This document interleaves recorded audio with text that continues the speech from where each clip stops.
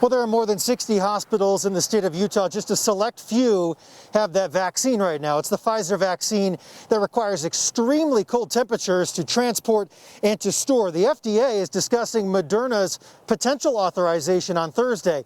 And if they decide to move forward, Moderna will be the way to get vaccines into rural Utah. And the vaccination coming is very positive. It's going to bring a lot of hope, a lot of more positivity than we have now.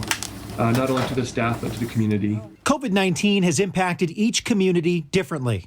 Despite lower case numbers in some areas of rural Utah, hospitals have still met their match this year. We know it's busy. I mean, we're seeing a lot of patients, both in the emergency room and those that are getting admitted. I feel like we've learned an awful lot about pandemics in small communities since this spring, right? Because we don't have a Walgreens here. So, if you're going to get a COVID test or if you're going to get a COVID vaccine, you're probably going to do that at the hospital. All hospitals are getting their vaccine information and timeline from the Utah Department of Health.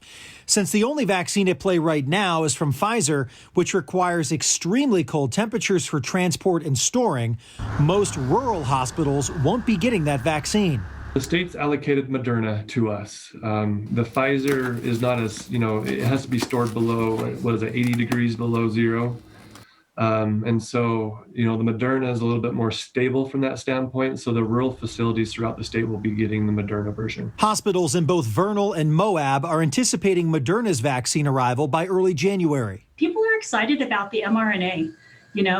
The science and the technology behind these new vaccines are exciting to people, and we're ready. And I'm excited that it's going to be here soon. So not only we can continue to serve our community, but I want to keep our staff safe. And that's the biggest piece to all this.